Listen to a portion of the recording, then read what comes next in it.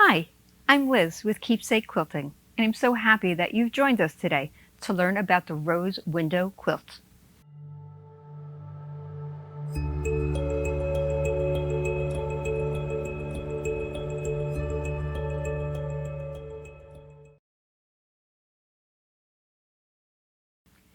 This has been one of our top sellers this year. In fact, one of our customers recently wrote us to tell us that it's been years since I've had so much fun making a quilt. The design and technique was an absolute joy to learn and implement. I took a 7-day vacation to make this from washing to completing the top, and I got it done. Robin Ruth's design and ruler construction process is sheer genius. First though, let's talk a little history, because who doesn't love history? When you think about it, that's what quilting is. It's history in fabric and thread. So most people, when they hear rose window, they think of the Notre Dame Cathedral in Paris.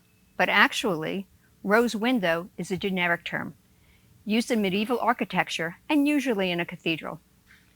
The rose window in Notre Dame is actually 3 windows. Main window is the west window, and that's the one you're probably most familiar with. It's in the front of the cathedral. That was installed in 1125. The south and north windows were installed a couple of centuries later. Now, as you probably know, a fire broke out in Notre Dame in April of 2019. The damage was extensive.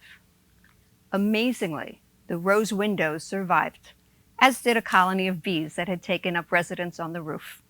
What was surprising is that the rose windows survived when so many other stained glass windows in the cathedral were destroyed when the lead tracing holding the glass together melted. Now that we've talked about the cathedral, I want to tell you about how Robin Long was inspired to create her quilt. The morning she saw the images of the burning cathedral, she decided she wanted to preserve a vision of the cathedral in fabric, and she did. This is Rose Window, created by Robin Long of Robin Ruth Designs. And here it is. This is Robin Long of Robin Ruth Design's magnificent rose window quilt. We're so happy to be able to offer you a quilt kit that's similar to this one. Since Robin used scraps for her original quilt, we did have to substitute similar but really complementary fabrics. Right here, you can see the collection that we used. These gorgeous fabrics are from Fassett Collective Fabrics. The background is a Keepsake Quilting exclusive. It's Amish black. Amish black is a true jet black. It doesn't have any gray, brown, or blue undertones, and so your colors will really pop.